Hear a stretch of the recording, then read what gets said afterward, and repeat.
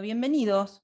Un viernes más compartiendo en Proyecto LATAM el ciclo de charlas de este año, que la verdad que viene siendo increíble con invitados de lujo, como los que vamos a tener hoy. Bienvenidos, gracias a los que se sumaron a Zoom, por supuesto, y los que nos están siguiendo desde YouTube. Hoy nos acompaña una vez más la Facultad de Arquitectura de la Universidad Santo Tomás, de la sede Villavicencio en Colombia. Así que gracias Camilo Reyes, que está en la sala, por acompañarnos, y a sus alumnos que también se suman. Para los que no me conocen, soy Silvina Parrota, soy arquitecta, soy profesora de historia acá en varias universidades en la ciudad de Buenos Aires. Proyecto LATAM básicamente investiga y difunde arquitectura de América Latina. La verdad es que hoy en día nuestra región está pasando por un momento increíble, tenemos un excelente nivel de obras y de pensamiento, y es momento de convertirnos en nuestros propios referentes, ¿no? De crecer y mirar un poquito más, mirarnos un poquito más, así que esta es la invitación. Obviamente siempre decimos participar, interactuar y transformar, así que quienes están en la sala, los invitamos a que hagan capturas de pantalla, a que compartan historias. Eso no solamente nos ayuda a que se conozca nuestro proyecto, sino que a través del proyecto, que es el verdadero objetivo, se difunda la obra de distintos estudios de América Latina. Bueno, hoy recibimos a otro estudio ecuatoriano más, por suerte. La verdad es que lo que está pasando en Ecuador es tan alucinante que contar con muchos invitados de Ecuador es un placer. Tenemos a Rama Estudio, y están los tres además. Está Carla, Felipe y Carolina, Carla Chávez, Felipe Donoso, Carolina Rodas, son los tres arquitectos. Extraje muy poquitito del currículum o de la descripción que está en la página de ellos. Rama es un estudio de arquitectura, diseño y construcción que se enfoca en la optimización de recursos por medio de la experimentación. La mayoría de nuestros trabajos se acoplan a piezas arquitectónicas en desuso o cambio de uso. Vemos un gran potencial en lo que ya se hizo, que a través del tiempo va tomando un camino diferente y amerita ser reformado. Nos interesa usar lo que ya está y adaptarlo al tiempo actual, sus nuevos usuarios o necesidades. Una arquitectura menos invasiva que no empieza de cero. Con esta visión hemos encaminado nuestra respuesta a problemas espaciales, sociales y de entorno. Cada proyecto tiene prioridades diferentes, pero la misma base: optimizar recursos. A partir de esta idea hemos desarrollado diferentes sistemas constructivos y de mobiliario. Una de las cosas interesantes del estudio, que trabajan en distintas escalas. Por supuesto que han sido invitados a dar conferencias en distintas universidades, han obtenido varios premios y su obra está publicada, es fácil de encontrar. Si no, cualquier cosa no las piden, pero bueno, bienvenidos a los tres. Mil gracias por compartir este ratito de viernes. Yo sé que en Ecuador son las 4 de la tarde, así que estamos medio en horario laboral, pero mil gracias por estar. Muchas gracias por la invitación. Muchas gracias Saludos a todos. por contar con nosotros. La verdad es un gusto poder compartir con todos y todas.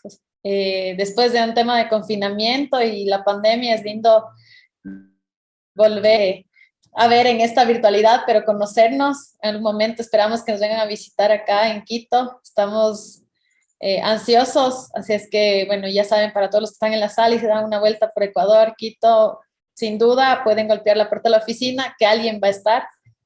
Y bueno, la idea de esta charla, más que nada, es contarles procesos y cómo esos procesos han ido formando la arquitectura. No vamos a hablar mucho del espacio ni del diseño arquitectónico, sino justamente de la materia y cómo llega de alguna manera a ejecutarse ciertos proyectos. Cualquier pregunta o cuestionamiento, comentario, al final sería lindo poder abrir una mesa de diálogo, que creo que es el fin de este espacio. Y bueno, como ya nos presentaron, creo que es redundante seguir. Vamos a empezar con la exposición. Bueno, aquí para contarles, el estudio se forma por los tres principalmente. Es como venimos trabajando desde la universidad, éramos compañeros de aulas en algunas materias y desde ahí, bueno, se va generando este estudio. Como bien lo dijo, Sonia, es que Sí. Silvina, perdón, Silvina, tenemos nombre. Vamos de diferentes escalas, mobiliario a territorio. Y es porque de alguna manera estudiamos diferentes enfoques y especialidades. El Feliz tuvo la oportunidad de estudiar en Barcelona diseño sostenible de productos, Carla vivienda sostenible y yo vivienda y ciudad. Entonces, como ven, hay ciertas escalas en las que cada quien trabaja, pero a la final nos complementamos. A partir de eso les vamos a presentar todo el recorrido como que de algunos proyectos donde van a ver cómo las escalas van cambiando, pero por ahí tienen la misma línea de ruta. De ahí, bueno, el primer proyecto que nos interesa que conozcan es prácticamente el primer proyecto como rama. Es un proyecto que nace de una necesidad puntual, donde nosotros fuimos los clientes, nosotros fuimos los promotores, nosotros fuimos los socios capitalistas, y la necesidad puntual venía desde un momento en que no éramos Rama Estudio y veíamos que muchos profesionales en nuestra misma situación no tenían un espacio para trabajar, no tenían un espacio para encontrarse gente, o si necesitaba un espacio tenía que pagar unos arriendos demasiado altos si uno quería estar en la ciudad, o si no tocaba estar en las periferias. Entonces, surge esta idea poco antes de salir a nuestros másters. Y cuando tuvimos la oportunidad de darnos un par de vueltas en Europa, encontramos que funcionan estos espacios, espacios donde la gente se reúne y comparte un espacio y reduce costos. Entonces volvimos con la idea de entender de nuevo a la ciudad con esa mirada y decidir que sí, como estudio joven, pagar poco y tener un espacio donde reducir costos para trabajar. Hicimos un análisis breve de la ciudad, donde tener transporte público, ciclovías, fácil de encontrar, un espacio que sea fácil también de adaptar y sobre todo que tenga equipamientos cerca, o sea, ser un ente urbano que pueda conectarse con la ciudad. Encontramos en un barrio de Quito, se podría decir un barrio residencial o de uso mixto, un espacio, un galpón abandonado. Habían cerrado esta mecánica 2 años antes y cumplía con todas estas condiciones como que urbanas que buscábamos. Entonces, como potencial, vimos que ese era el lugar que teníamos que intervenir. Este galpón está en la parte de atrás de una casa familiar y al lado de un colegio. Eran nuestros vecinos iniciales con los que teníamos que tener ya una primera relación. Y este espacio se conectaba con la calle a través de un callejón, a través de una especie de parqueadero entrada, que al comienzo, si bien lo veíamos como una parte negativa, terminó siendo el espacio más importante del proyecto. Fue ahí donde entendimos también que el proyecto tenía que nacer de muchos aspectos paralelos, desde tiempos, desde recursos monetarios, desde qué necesitamos como espacialidad. Y ahí es donde el espacio, una vez que lo rentamos, lo empezamos desde el inicio, desde el día 1, porque teníamos que aprovecharlo. Teníamos que sacar el provecho desde que teníamos que empezar a pagar arriendo. En este proyecto se empezaron a gestionar proyectos sociales muy pequeños, proyectos privados, pero ahí también empezamos a analizar la posibilidad de cómo construir de la mejor forma con el menor costo. Y haciendo una investigación rápida, encontramos estos materiales de reciclaje. Son materiales, todos los materiales de torno prácticamente son de los CKDs, estos kits de importaciones generalmente de Asia, donde se tiene esta madera contrachapada muy económica, de muy baja calidad, se podría decir, paneles metálicos y entre esas otras piezas. Una vez entendidas las características de estos materiales, los módulos de este material, lo que se hizo fue desarrollar un sistema constructivo que funcione a través de las características del material. el espacio empieza a pensarse como un mueble habitable y también entendiendo las características del espacio entre circulaciones de uso. Y bueno, inicialmente la arquitectura fue como este paso importantísimo o lo más importante del proyecto como proceso, pero al poco tiempo que se empezó a poblar de estudios, de gente joven, de profesionales recién graduados, nos dimos cuenta que realmente el valor de este espacio era la comunidad, este grupo que se formó ahí. El poder compartir experiencias, el poder sacar proyectos desde el poder abrir las puertas, salir a la calle y al barrio, armar ferias, armar conversatorios, talleres. Entonces el espacio fue tomando otra característica donde la arquitectura como quedó en segundo plano y todo lo que pasaba adentro fue lo que realmente le dio valor. El modelo de gestión también, nadie era experto, pero en algún punto tuvimos que decidir crecer. Entonces, Torno tiene una segunda etapa donde se duplican los espacios de trabajo y donde se hacen ciertas gestiones con los dueños de casa y demás, y el espacio toma ya un carácter de un piso pasa a 3 pisos, más oficinas, como proyectos un poco más, no sé si más coherentes, pero con más contenido. Entonces, Torno también fortalece su comunidad de gente que está o no está dentro. Ha habido muchos estudios que han llegado, han crecido, salen, vuelven, pero todos están como en ese mismo punto. Eventualmente, como todos sabíamos, esto era un espacio rentado, por lo tanto se acabó el tiempo de estar ahí y nos tocó salir. Y lo interesante fue que de alguna forma entendimos el valor que tiene Torno y el espacio, como dijimos, ya no era lo primordial, sino la comunidad que podía moverse, que podía ser flexible y adaptable. Entonces, ese momento que no se renueva el contrato, buscamos automáticamente un espacio similar, otro galpón en desuso, en otro barrio, incluso un poco más complejo en la ciudad. Y este espacio había estado también abandonado durante 3 o 4 años, me parece, en unas condiciones bastante complejas. Pero bueno, la idea es siempre verle el potencial y entender que este grupo de gente que está atrás de una idea podía entenderlo y adaptarse a este nuevo espacio.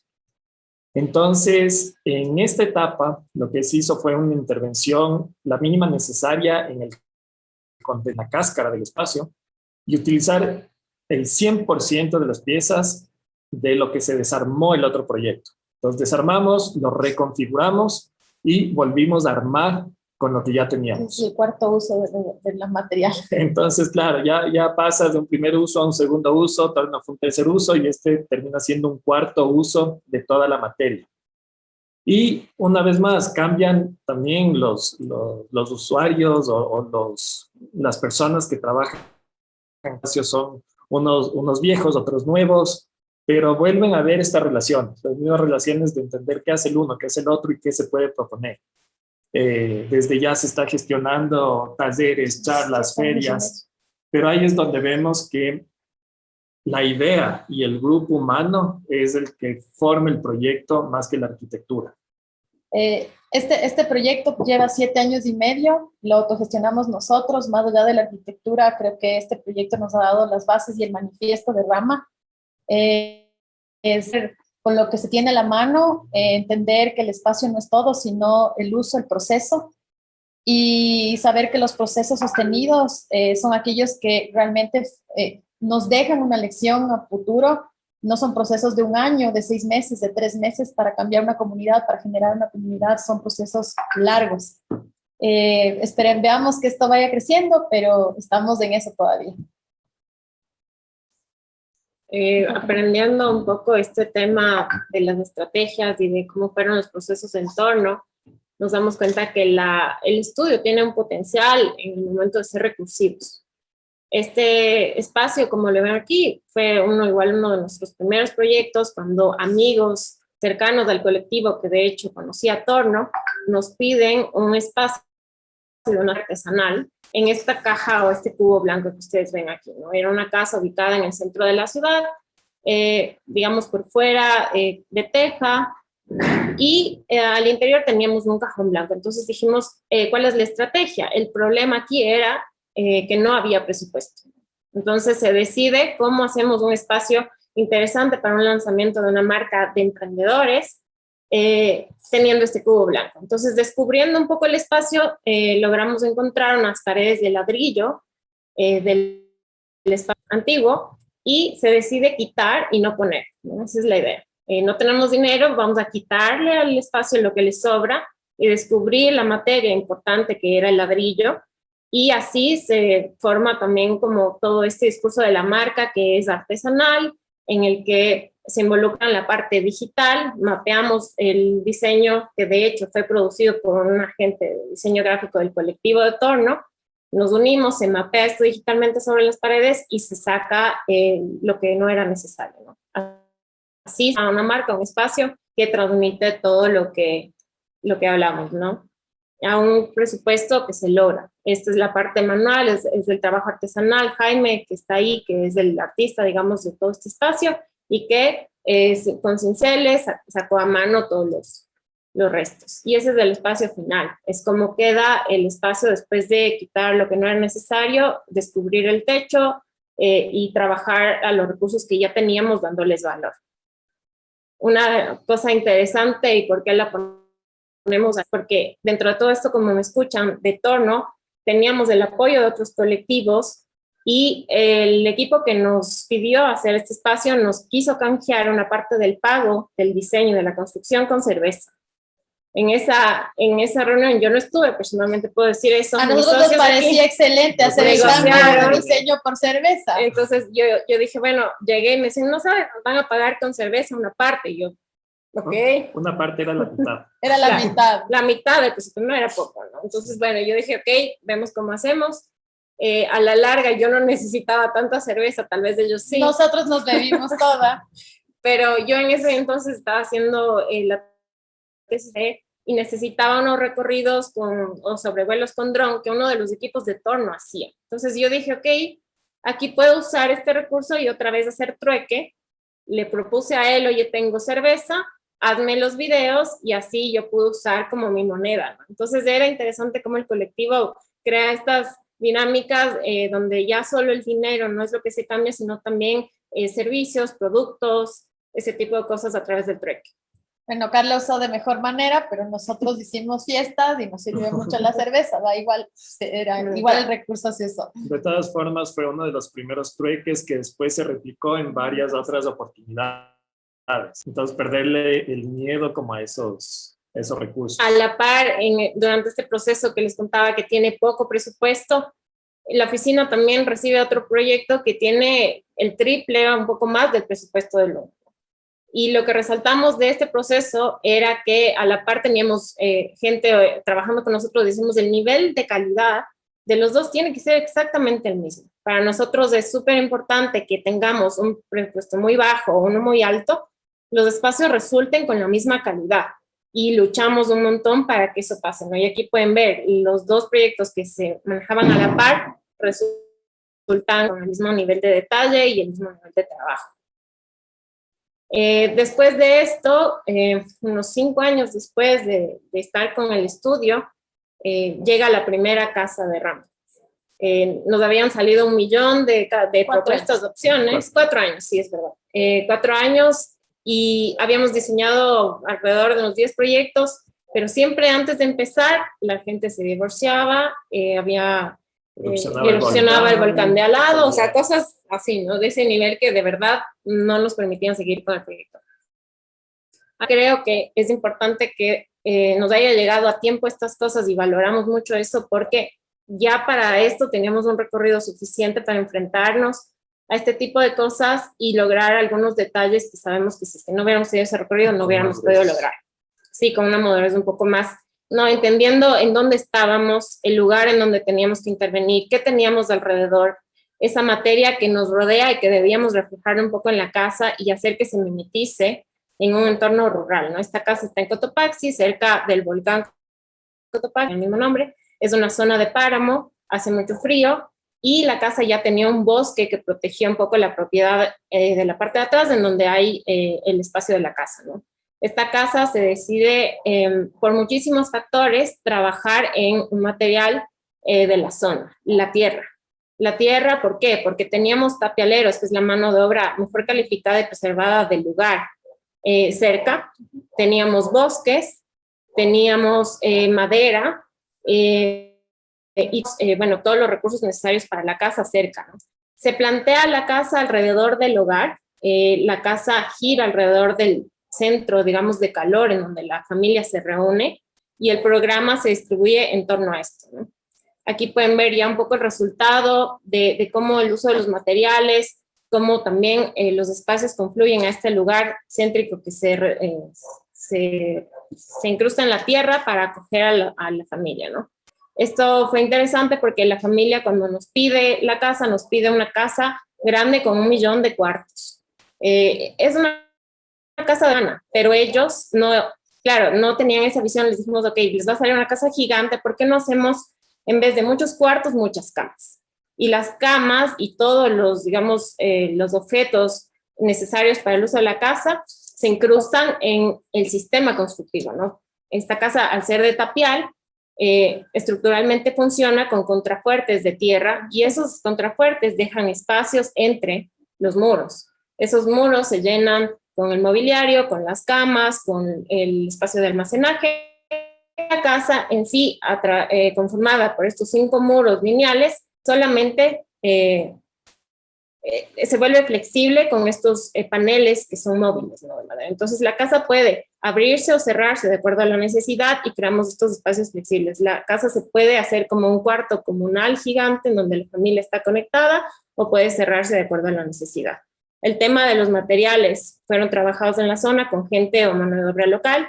Por eso también el conocimiento se traduce a que otras generaciones lo puedan ir conociendo. La tierra tiene unos valores increíbles en el tema térmico, absorbe el calor de la mañana, carga el muro y lo bota adentro de la casa por la noche, ¿no? Ya no se valora. En la comunidad rural, el progreso es el bloque, el hormigón y ese tipo de cosas. A nosotros lo que nos interesa al trabajar en este tipo de materiales es que estos sistemas no se pierdan. Y eso lo hacemos también a través de aprovechar en talleres durante las obras este conocimiento, ¿no? O sea, abrimos directamente a la gente que quiere inscribirse a este tipo de sistemas, porque la verdad nos interesa que no se pierdan y que puedan irse transmitiendo de generación en generación. En este sistema es interesantísimo cómo las cuadrillas pueden ser mixtas. Las mujeres también son parte de estos procesos, porque ya es algo cultural de estos lugares. Entonces también es un poco abrir el abanico, que también puede encontrar fuentes de trabajo en este tipo de procesos. Y la tierra queda tal cual, ¿no? El material queda visto, y eso es lo que nos interesa que se muestre. En esta casa tuvimos la suerte de poder hacer también todos los mobiliarios, entonces todo lo que van a ver ahí también lo pudimos diseñar nosotros. Y ven ahí cómo la casa está un poco perdida atrás del bosque, ¿no? Y cómo casi que se mimetiza. En esta casa, que es de Sina, justo al frente, durante la construcción, los dueños de este terreno nos buscaron, querían algo totalmente distinto, ¿no? Entonces pueden ver que la idea del estudio no es concentrarnos en algo formal, sino entender el pedido del cliente, entender también las situaciones del entorno y proponer algo. En este caso, la casa debía hundirse para permitir que el paisaje atraviese por encima de ella, porque a ellos lo que les interesaba mucho es tener huertos, tener que el jardín no se interrumpa. Entonces la casa se deprime y se crean unas cubiertas casi que forman un puente por donde atraviesa la vegetación. Ahí pueden ver la casa, está con un sistema constructivo de muros portantes de piedra, una cubierta metálica, que también fue un tema de un proceso nuevo que descubrimos ahí a través de bandejas de metal que son jardineras, ¿no? Estos son contenedores que aíslan también en la casa del exterior, pero son jardineras verdes. Y interiormente volvemos a usar la tierra como divisiones por todas las características que sabemos. Y nuevamente estos procesos se repiten, ¿no? Como la mano de obra, las cuadrillas, Era un poco loco ver durante la obra, tenías una cubierta totalmente moderna, contemporánea de metal, pero interiormente seguíamos trabajando con este tipo de procesos como mucho más artesanales. Y a la final eso le da mucho valor espacial a la casa. Y ese es el resultado, ¿no?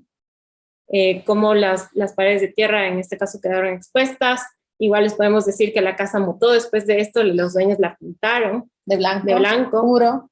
Y claro, para nosotros era un poco doloroso, pero al final entendimos que la casa y la arquitectura debe ser suficientemente buena para que le pinten y le hagan lo que sea, pero los espacios tengan la calidad que debe tener, ¿no? La esencia no está en las paredes, está en la configuración de los espacios, cómo entra la luz, las conexiones entre ellos. Entonces, creemos que al final sí, puede ser que no nos encante, pero a sus dueños sí, y funciona.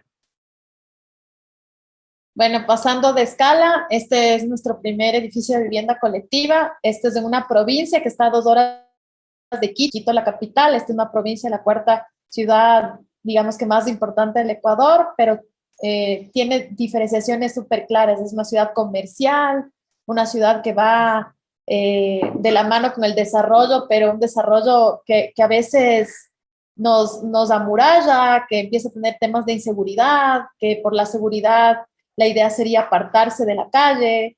Y bueno, como primer edificio estábamos súper emocionados, pero en el peor terreno del mundo. Un terreno triangular que tenía 25 metros de frente y terminaba en 1,20 metros de profundidad. El triángulo perfecto, donde se quería tener 3 departamentos y bajo lo que nosotros pensábamos, siempre iluminado, ventilación cruzada, iluminación natural, etcétera, pero con esta complejidad.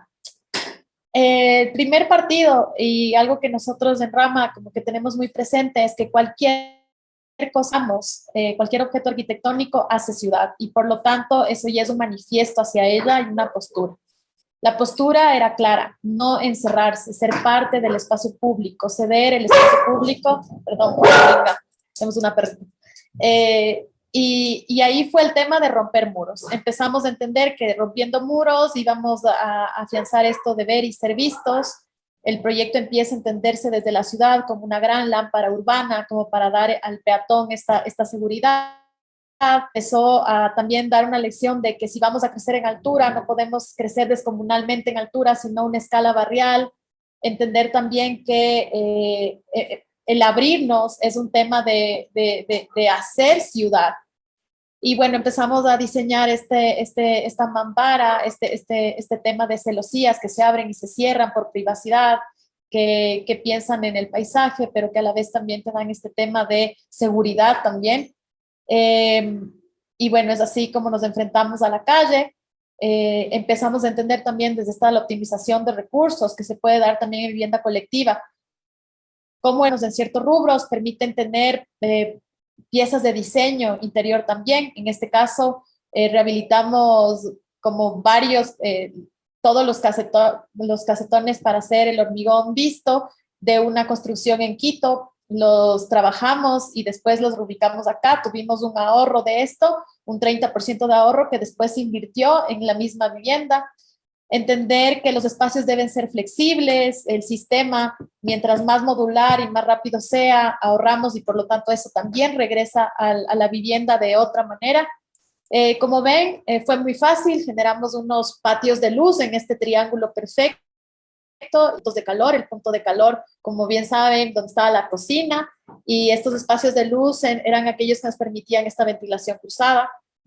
La cocina siempre en el centro. Hicimos una investigación en Ambato, todavía las familias regresan a almorzar en su casa y el punto de la preparación es un punto familiar y por lo tanto para nosotros era importante entender que la vivienda colectiva no es sala, comedor, cocina y 3 dormitorios, sino que los espacios deben ser flexibles y pueden ser 2 o 3 dormitorios a la par, entonces generar estas mamparas que se abren y se cierran. Y bueno, los espacios con esta materialidad que no necesitamos tapar, necesitamos más acabados, sino que tal vez el sistema constructivo como tal y la limpieza de la construcción hace que el acabado sea entender que la iluminación es importante y el diseño de iluminación debe estar presente en la vivienda colectiva. los detalles, aquello que nos ahorramos podía regresar al proyecto en detalles arquitectónicos que a veces en vivienda colectiva se eliminan. Estos espacios de conjunción entre vecinos, pero también este espacio para ver la ciudad y nuevamente detalles, bueno, de la escalera y de la celosía de la fachada que da hacia la calle. Este es el proyecto final. Y bueno, más que nada, pasando a una escala un poco más grande en la ciudad de Quito, esto tiene que ver mucho con el espacio y el paisaje. Entender que para nosotros en general el paisaje es algo que se debe respetar, y ese paisaje urbano o no construido o de bosque era lo más importante. Y es así que la casa desarrolla justamente para no topar estos árboles. Un sistema constructivo, como ya saben, del proceso muy simple de piezas, de entender que ahora más que nada hay que empezar a entender la madera como un sistema principal en las construcciones nuestras, porque, bueno, por todos los temas sustentables y sostenibles que ustedes ya saben, el cómo implementar este sistema de tierra ya en casas urbanas. Y bueno, esta es una casa que se desarrolla como barra, donde apenas se afectaron 3 árboles más pequeños, y donde importante era que se incruste en este bosque de algarrobos. Esta es la casa. Si ustedes ven las casas de atrás, rompieron todo el bosque, y la idea en sí era, nosotros no queremos toparlo, y creo que esa también es una postura de la arquitectura que ahorita estamos manejando, donde el bosque es parte de los espacios, donde la sombra es parte del interior. Y bueno, después de hablarles de estos procesos súper como que arquitectónicos, pero a la vez lo más importante es la postura que hay detrás, empieza uno de los proyectos que son, creo que los que nos han dejado más enseñanzas. Como dice Cara, o sea, no solo se enfoca en la arquitectura o proyectos que tengan que ver con arquitectura y construcción, pero algo que hemos visto, y una vez más volviendo al grupo, a la gente, nos dimos cuenta que sí podemos hacer algo cuando cosas más grandes que nosotros, o sea, cuando nos sobrepasan. En el 2016 tuvimos el terremoto, tal vez muchos de ustedes supieron, pues no, pero tuvimos un terremoto de 7.8, donde gran parte de la costa ecuatoriana se afectó. Y algo que nos dio como que mucho ánimo de realmente proponer o hacer algo fue que a la mañana del día siguiente empezamos a recibir llamadas, empezamos a hacer llamadas a amigos, decir, ok, ¿qué están haciendo? ¿Qué piensan hacer? ¿Qué podemos hacer? Dijimos, ok, entrémonos, nos encontramos en Torno, el proyecto que ya les comentamos, y desde el día 1 empezamos a dar vueltas en ver qué capacidades tenemos y cómo podemos hacer algo para la gente que fue afectada. Nace ese día prácticamente Actuemos Ecuador, es un mega colectivo donde todos los que se sumaron decidieron como perder su nombre, perder su camiseta de estudio o de persona y convertirse en una persona más de un gran grupo para apoyar a alguien. Y que nos dimos cuenta también es no empezar a lo loco a tratar de reconstruir cosas, sino que empezamos a investigar cuál es la mejor forma de actuar sobre estas emergencias. Y fue, ok, entendamos qué pasa con cada persona, con cada grupo, con cada comunidad, pensemos qué hacer y empecemos a conectar cosas. Hay gente que quiere donar, hay gente que quiere, que necesita algo, hay grupos que quieren apoyar pero no saben cómo. Sí. No todos son arquitectos, no todos actores, pero hay gente que puede ir y qué sé yo, jugar con niños, y es a veces mucho más valioso que ir a construir algo. Entonces armamos una metodología de grupos, cada uno se encargaba de algo específico, y nos dimos cuenta que esa pequeña pausa fue valiosísima para poder solucionar problemas mucho más de fondo que solo reconstruir cosas emergentes, que también las hicimos. Nos dimos cuenta también, lamentablemente, que a nivel gubernamental, se podría decir, no estábamos preparados. Y de hecho, cuando nosotros fuimos nuestros servicios a ministerios o a grupos más grandes, ellos más bien nos buscaban a nosotros para que nosotros les asesoremos. en cómo actuar frente a una emergencia. Entonces dijimos, aquí estamos Perdidos. mal encaminados. Pero en todo caso, se hizo todo lo que se pudo. Se crearon espacios de entender a las personas, donde las personas en esos momentos súper difíciles de sus vidas, de haber perdido todo, podían proponer algo, podían decir que necesitan, que quieren.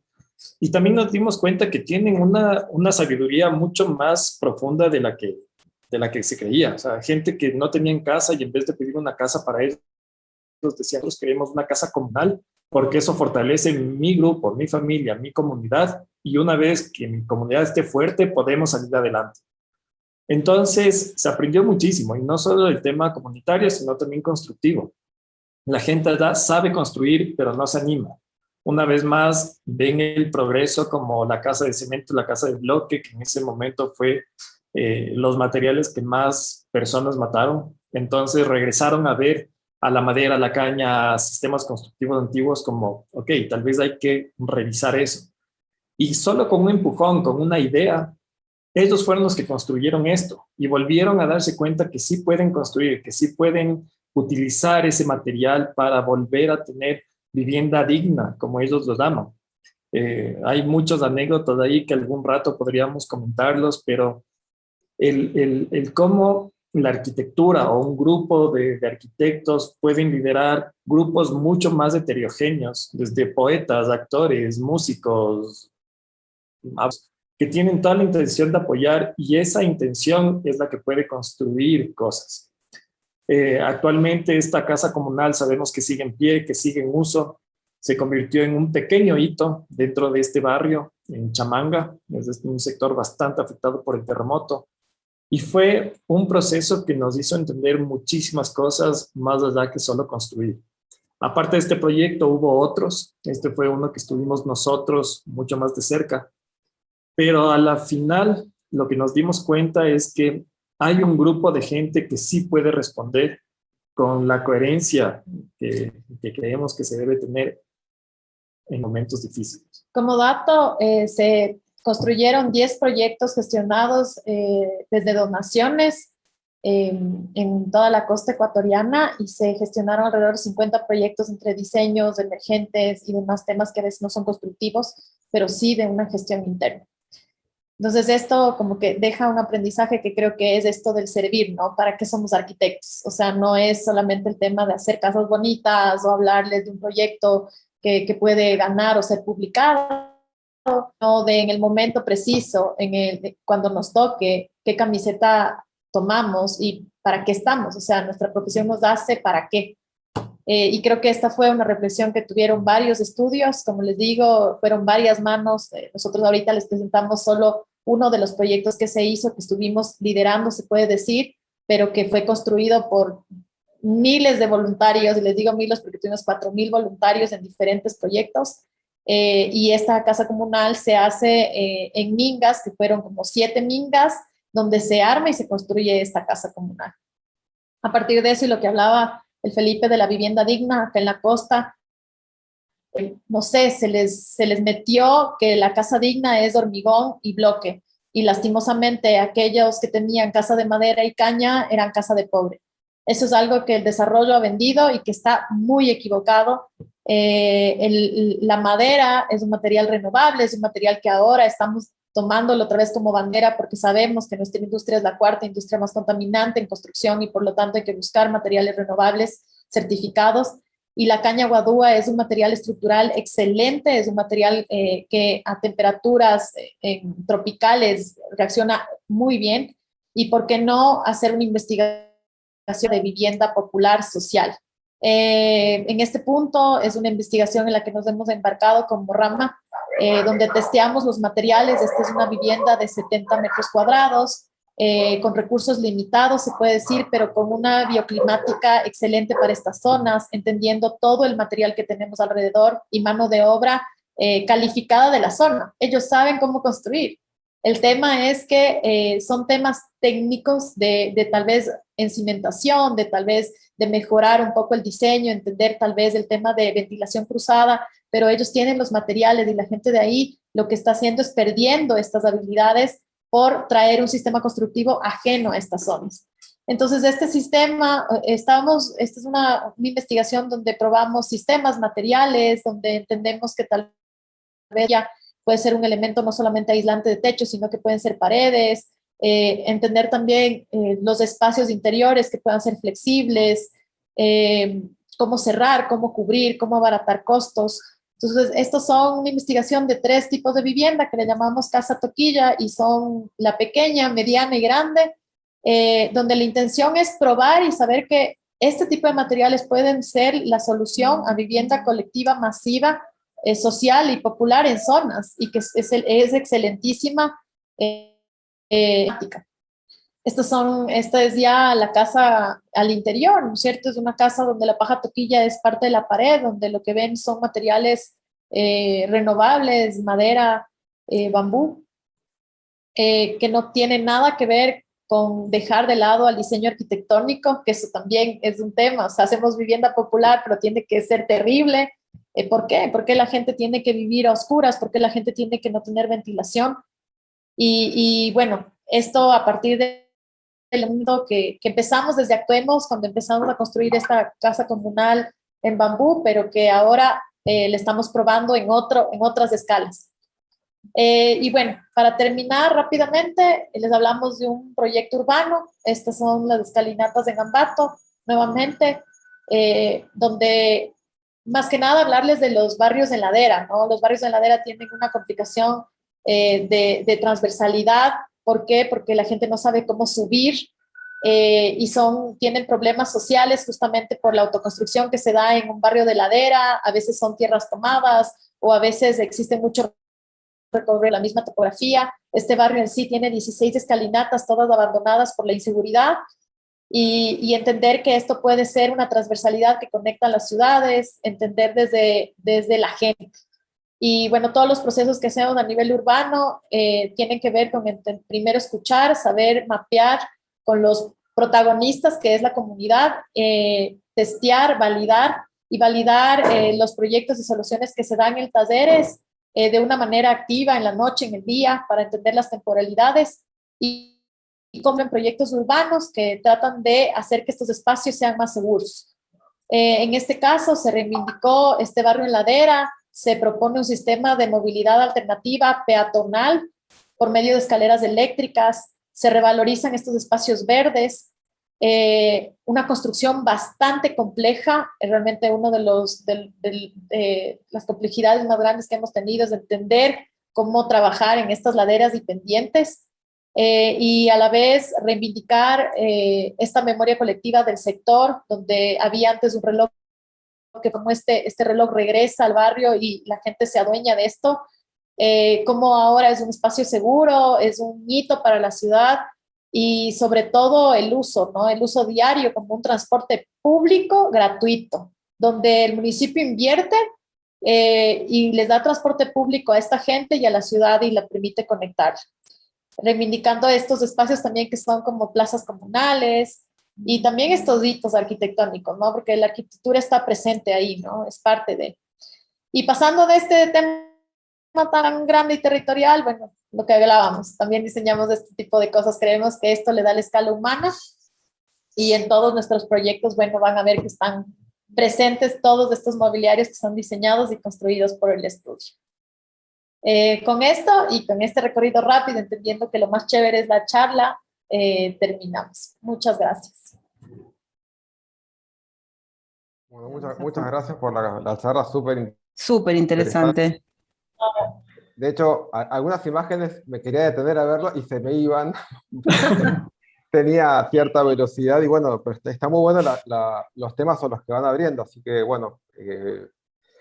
Sí, los invitamos a prender cámaras, así nos ¿Quién vemos. empieza a ver si alguno de nuestros oyentes ¿Alguien quiere romper participantes? el hielo para que no seamos siempre nosotros los que rompemos el hielo? Si no, lo rompemos, porque la verdad es que sí, estuvo cortita, pero estuvo súper intensa.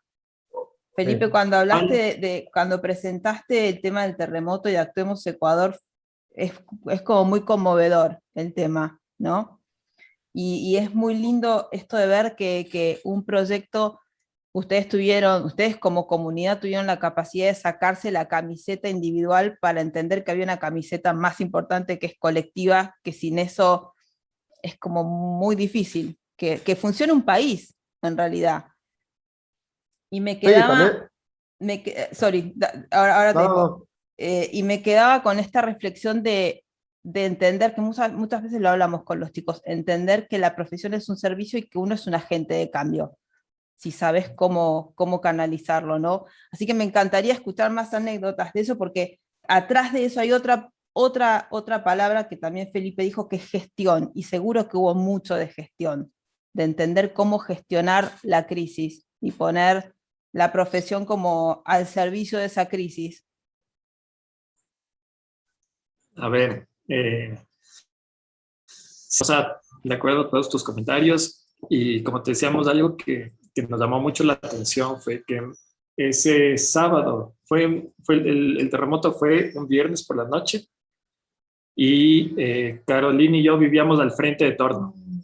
No, perdón, No. fue sábado. Fue sábado, ajá. Nosotros vivíamos al frente de Torno. Esa mañana, 7 de la mañana, estuvimos empezando a hacer un primer afiche para hacerlo un punto de acopio, solo de víveres y demás. Y 7:30 nos llamó Daniel Moreno Flores y Javier Vera, fueron los primeros que llamaron. Dijeron, oigan, panas, ¿qué están haciendo? Que hagamos algo, tenemos una idea. Dijimos, ok, caigan y pensemos. Enseguida tú llegaste poco después y no sabemos cómo a mediodía ya había unas 25 personas en torno y al final del día éramos 60 o 70 personas. Como que la comunicación en ese momento de gente que quería hacer algo fue inmediata, y también vimos el valor de tener un espacio abierto ese momento como para reunirse. Y ahí también entendimos que había gente que quería irse ese rato a hacer algo, y muchos se fueron. Y cuando volvieron también se dieron cuenta que esa reacción inmediata a veces no es lo más positivo. De hecho, había después psicólogos, después gente que decía, oigan, no, tienen que ir enfocados, tienen que ir preparados. Y nos dimos cuenta que la metodología de cómo enfrentar una crisis, de cómo ayudar, es importante. Entonces, cada grupo que salía iba con un objetivo principal, iba después con una charla de un psicólogo, iba vacunado, cosas así que son detalles que hacían que la gente vaya y haga algo específico y lo haga bien hecho. Algo que aprendí es no inventarse el agua tibia, es como un refrán de Rama. O sea, creemos que no es inventos novedosos, sino que la mente de la gente es tan increíble que ya está hecho. El tema es que a veces no trascendió, no mejoró, y aprender de la gente que ya sabe. Entonces llamamos, me acuerdo, a unos amigos chilenos que ya pasaron por este proceso de terremoto, y fue claro lo que nos dijeron. Lo que tienen que hacer es organizarse y no estorbar. La gente que baja sin saber qué hacer estorba y son parte del problema. Entonces ahí, claro, fue duro para nosotros no bajar a meter mano, pero después entendimos que fue lo mejor, porque lo que hicimos es organizar, canalizar y gestionar desde Quito.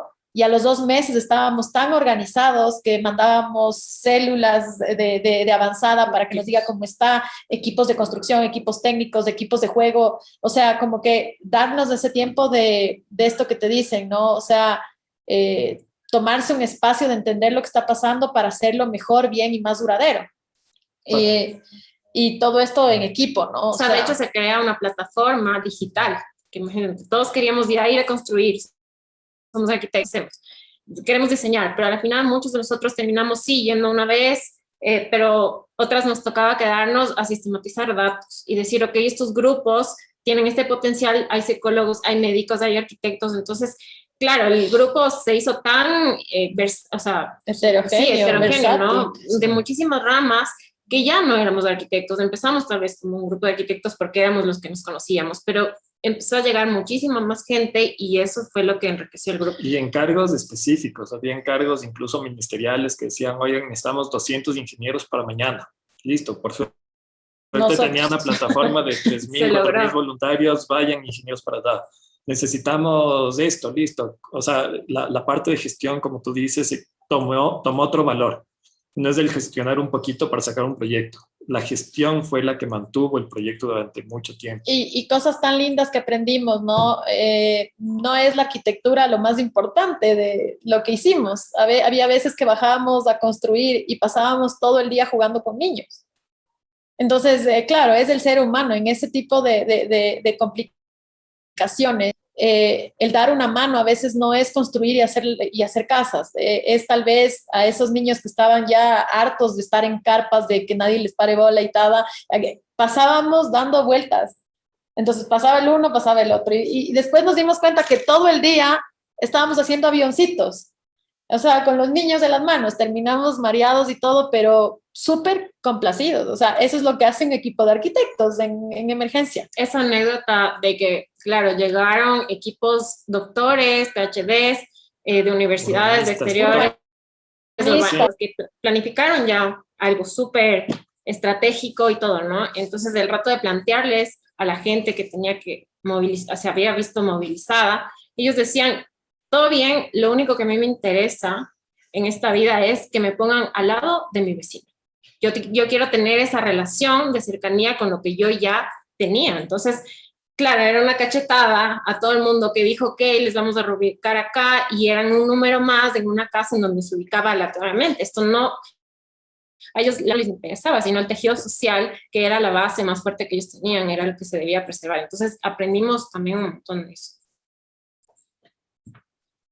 Es interesante que en este caso, sabiendo la profesión, desde ese punto de vista, el objeto construido no es el inicio y el final del proceso, sino es un desencadenante después de un montón de factores, después de un montón de datos, en donde si el mismo objeto lo muevo 100 metros ya no resulta, ¿no? Porque estoy destruyendo algo.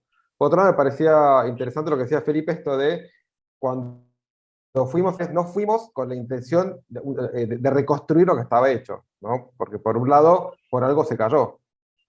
Y por otro lado, tenés que respetar un montón de cosas anteriores que sí tenés que reconstruir o conservar, como en este caso los lazos personales, los lazos familiares, los lazos comunitarios, tenés que conservarlos intactos y tenés que reconstruir cosas que son más materiales, pero tampoco como una imposición.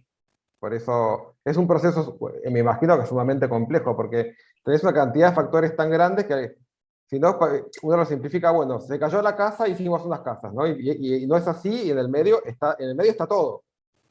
Y las puntas son un terremoto y un resultado, pero a veces, y eso es lo que veo mucho que nos pasa en la profesión, es esta cosa donde el objeto termina siendo el todo, y el proceso, que es lo más importante, termina siendo relegado cuando en realidad tendría que ser lo más importante. Exacto. Es sí, muy importante, interesante eso. Sí. Es muy interesante entender eso en el ejercicio de la profesión en todas las circunstancias. Bueno, en el caso justamente, porque son muchos estudios, muchos profesionales, muchas necesidades, todo de un segundo para otro, pues el terremoto dura segundos.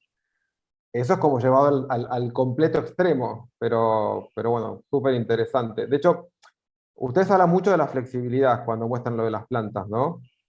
Pero a su vez se ve la flexibilidad mental. O sea, ustedes creo que trabajan mucho con flexibilidad mental, porque si tienen que hacer un edificio de viviendas, hay parámetros que conservan, como ciertos materiales, ciertos criterios, ciertas normas con las que se quiere manejar, pero a su vez tienen flexibilidad para manejar. Sí, eso me parece súper importante o sea, como transmisión de idea de lo que es el estudio, y bueno, me parece muy importante para la arquitectura. De hecho, en la formación de ustedes, y ahí viene medio un formato de pregunta, ¿cuándo empezaron a ver estas cosas en el ejercicio? Y o sea, en la formación, ¿tuvieron estos conceptos o empezaron a verlos un poco ya saliendo a la calle, decir, el objeto es parte de y no es el todo? Un poco lo que pasa muchas veces es que el objeto pasa a ser el todo, el objeto de la arquitectura me refiero, ¿no? Es lo que uno dibuja y termina hecho, construido ahí. ¿En qué momento tomaron conciencia de que el objeto no era el todo, sino era solo una parte de algo mucho más importante y mucho más complejo y más... Yo creo que es una respuesta media personal, que en mi caso, no sé si lo compartimos en este punto, yo creo que a mí me marcó tercer semestre taller conceptual. O sea, así de simple. Tercer semestre para mí fue importantísimo. Contanos un poco qué es taller conceptual o de qué se trata, porque a lo mejor la formación nuestra... Es un taller. Sí, contanos porque tal vez estábamos hablando antes de arrancar un poco también donde nace toda esta especie como de colectivos y esta idea de hacer mucho con poco, que por ahí nace en la facultad y me parece Claro, re lindo que cuentes eso, que nos cuenten un poco eso. Un poco me interesa No sé si... un poco en todo y esta visión integral, dónde nace, viene con la formación, se fue dando cuando empezaron a hacer cosas, o sea, principalmente, creo que sí, en nuestro caso sí nace desde la facultad.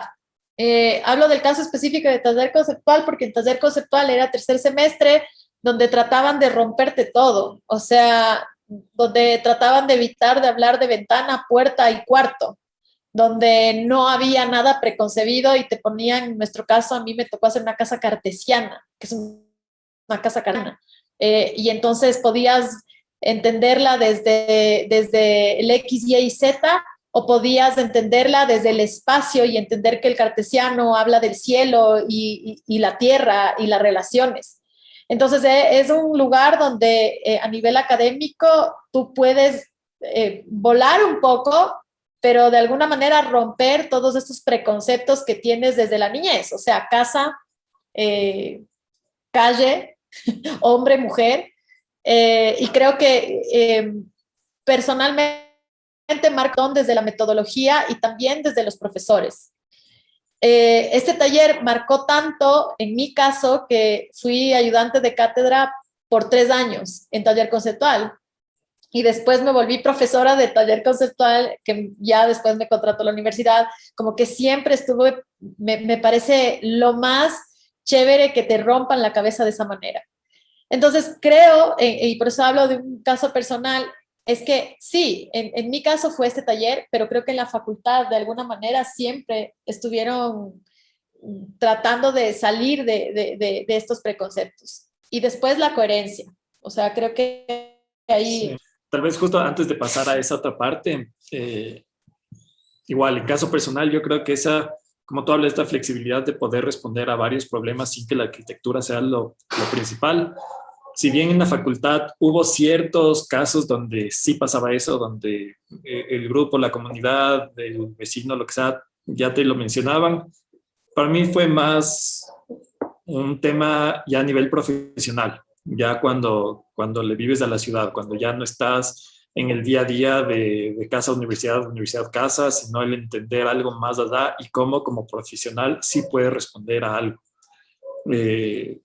Tal vez el quiebre más fuerte fue justamente Torno, porque ahí se pusieron a prueba muchos de los conceptos o conocimientos de la universidad y se abrieron puertas que jamás las habían mencionado. O sea, el volver a valorar la palabra vecino y la palabra barrio, no solo como un perímetro en un mapa y pintadito de colores, sino realmente lo que significa y con todo lo que te encuentras, desde vecinos que apoyan, vecinos que no, el tema político y la política en sí, cómo la entiendes de ciudadano que ya puede hacer algo y no solo como un estudiante. Entonces, definitivamente algo que creo que compartimos es que en el estudio siempre hay tiempo para entender esas cosas y proponer algo sobre eso.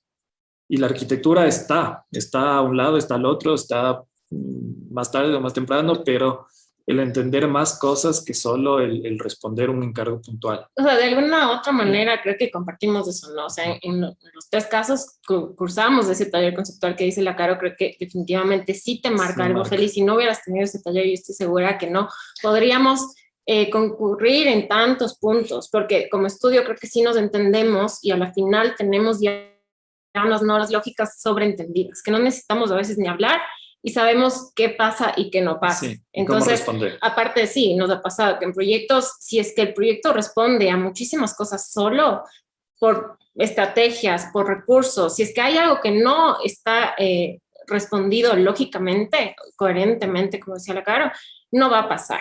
Entonces creo que eso sí nos dejó ese taller. Ajá, y no ser caprichosos, o sea, creo que es importante, o sea, en la arquitectura es mucho de egos y a veces ponemos o sacamos cositas o le sacamos un metro, le metemos un metro y es solo formal, pero si eso no responde a nada más detrás, no es coherente, ¿no?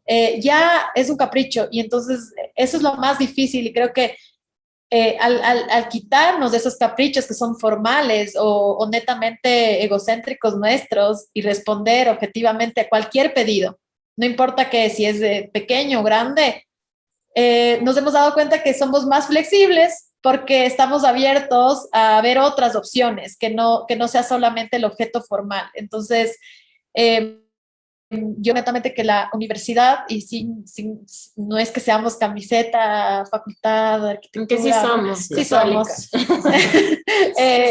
Creo que sí nos hizo y nos dio muchas posibilidades. Y es lindo porque hay libertad de cátedra, entonces a la final tú ves diferentes opciones y posiciones sobre la arquitectura, desde lo formal, desde lo técnico, constructivo, social, comunitario, ciudad, que después tú puedes elegir y hacer tu propio manifiesto como arquitecto. Y tal vez ya es personalidad, solo para acabar eso, es personalidad yo creo, pero sí creo que también salimos con las herramientas para decir, ok, nos vamos a enfrentar al mundo, tuvimos prácticas y toda la cosa, pero sí nos lanzamos como estudio sin entrar por un proceso, digamos, muy largo en otro estudio, sino que decidimos empezar con nuestro proyecto, y creo que esa es una de las cosas de flexibilidad mental, porque dijimos, ok, ya, nos lanzamos, alquilamos el galpón, ¿qué hacemos? Ustedes vieron, nos pasamos primerito, o sea, sin pensar, ya estábamos ahí trabajando con mesas improvisadas antes de tener el proyecto. Bueno, entonces pasamos comiendo arroz con huevos 2 años. Sí. O sea, y poder salir y sin un centavo, pero creo que eso es eso, ¿no? La vida no es el dinero, no es un sueldo fijo. Bueno, es la realidad que o sea, que tuvimos la suerte también de tener en ese rato, ¿no? Y decir, ok, ¿qué pasa si es que ya nos lanzamos? Tenemos que ser recursivos y tenemos que sacar. Entonces, esa flexibilidad también hace que podamos lograr meternos en estos caminos de una camisa de 11 varas, pero de la que tenemos que salir a través de pensar el recurso, pensar cómo vamos a hacer que esto funcione, y el dinero, y a la final creo que sí. Y gestionar. Y la cosa es que te das cuenta que no estás solo, y también por eso se arman estos grupos y estas relaciones, porque una vez más, vinculando a la universidad, sí hay cierta afinidad con grupos que tomaron ese mismo camino, arriesgarse, construir o colaborar, pero salir por su cuenta. Y conversas, o sea, y te reúnes y ves y dices, ok, ¿qué estamos haciendo mal? ¿Qué estamos haciendo bien? No, aquí nos equivocamos, aquí perdimos, estamos... Y te dan la mano, o sea, te dan la mano, o sea, yo creo que eso es lindo, o sea, no es un tema de competencia, de hecho compartimos proveedores, compartimos estrategias, proyectos, si alguien es mejor que tú en algo, le sugieres. Arquitecto, si a mí no se me da hacer algo, mejor le sugiero a alguien que sí sabe, porque ¿para qué? O sea, tratar de abarcar todo. Es súper lindo saber que a veces estamos compitiendo en el mismo concurso y en vez de competir entre todos nos unimos y perdemos todos. Sí, que nos ha pasado varias veces. Nos invitan a 4 concursos, a 4 estudios amigos y 3 no amigos, nos unimos los 4 y perdemos juntos. Entonces, creo que va más allá, es eso, ¿no? Nuevamente el colectivo, darse la mano, el que la gente que tiene más experiencia ayuda a los que están abajo. Eso ha sido súper lindo. De hecho, nosotros estamos en el medio ensanduchados porque hay gente mayor a nosotros que nos dio la mano, y nosotros tratamos de replicar eso con la gente que ha sido pasante y que se vuelve colega y que ha sido y que tiene su propio estudio. Creo que ya es una metodología de trabajo entre estudios. Pero es lindo porque salen todos como emprendedores, ¿no? Hay una cosa así como de autogestión que está buena, digamos, salir y decir, yo armo mi estudio y armo como mi propia historia. Me parece que eso es genial. Y veo como muchos estudios, que obviamente también la unión hace a la fuerza, eso está buenísimo, que tengan mucha comunicación entre ustedes, pero me parece, no sé... Yo creo que con lo que dices ahí, tal vez es algo que no nos hemos dado cuenta, pero es que creo que también esa fuerza de decir yo me lanzo es porque viste una referencia muy cercana a ti que lo hizo. Claro. Y yo creo que ahorita tal vez no éramos conscientes, pero decimos, claro, a ver, éramos pasantes de José María, el David Barragán, el Daniel Moreno, estábamos trabajando en una pasantía y dijimos, ok, ellos están trabajando, ¿qué pasó luego? Nosotros nos lanzamos. Luego teníamos unos pasantes que dijeron, ok, están ellos y ya vemos que se abrieron su estudio. Entonces creo que también hay un poco esa confianza de puedo porque ya he visto procesos que funcionan. Y no importa con qué empiezas, o sea, si haces un baño social en una casa, ese baño tiene que ser el mejor. No es como que nadie tuvo palancas ni nadie tuvo el mecenas, en esta época ya no existen, sino que nunca le hicimos el feo a hacer el baño social, ni a remodelar la cocina, ni a hacer el barbecue de la vecina o de la tía segunda, o sea, no. No hay Creo obras que hay una chicas. postura. Cada proyecto No fortalece hay la trabajo postura. chico. Claro, no hay obras, no hay encargos chicos. Es un tema de cómo Y te, menos cómo te importantes, o no menos es de importante, plata, claro, cómo te plantás frente al encargo. Muy lindo. ¿Alguien Hablando un quiere, poco ¿alguien quiere decir, perdón, porque estamos como, no sé, monopolizando la acaparando. charla? Sí, yo sigo feliz de la vida, y Fer también, pero los que se animaron a prender las cámaras, María, Agustín, sé que Agustín. estás por ahí, Miguel, Camilo. Sí, chicos, Yo participen, sigo por acá, sigo aprovechen por lo que acá. quieran. Camilo, dale, Pregunten dale. nomás. No, pues primero felicitar a Rama, me parece que tiene una práctica muy, muy interesante y rescato mucho eh,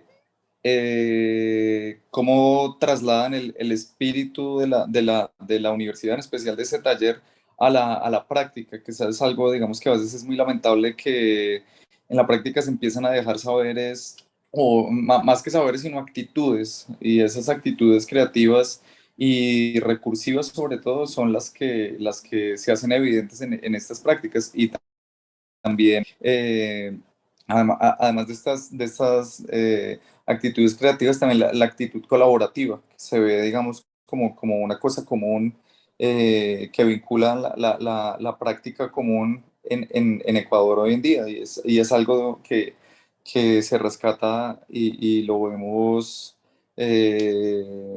con mucho valor acá desde Colombia, la verdad.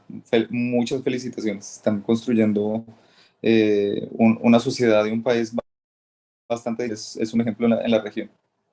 Muchas gracias, Camilo. Sin duda. Gracias, Camilo. Esperamos que siga así.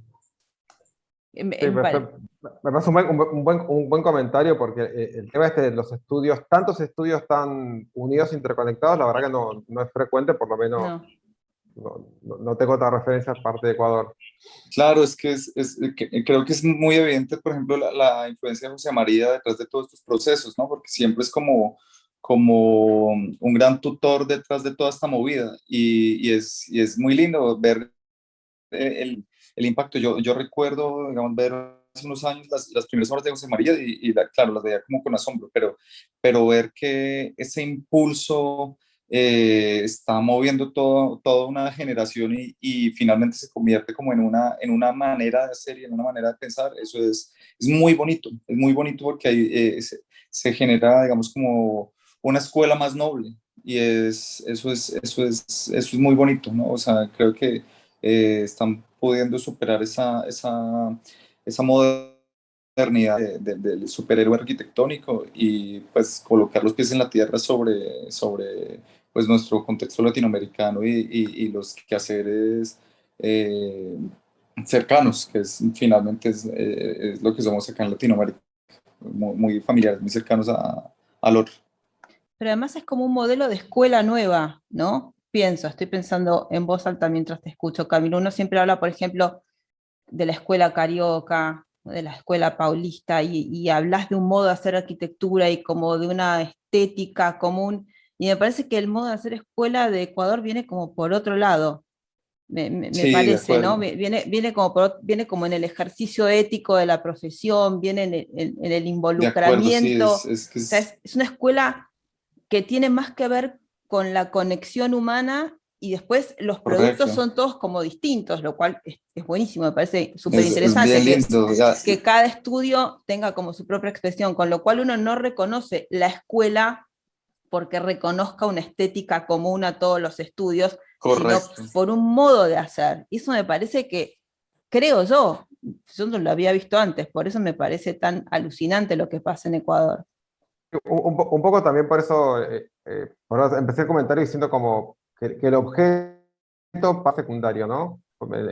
No solo Sí, ustedes, en la mayoría de obras de los compañeros y amigos, colegas, uno aprende muchísimo del resultado, se da después de responder correctamente a todo lo que se cuestionaron.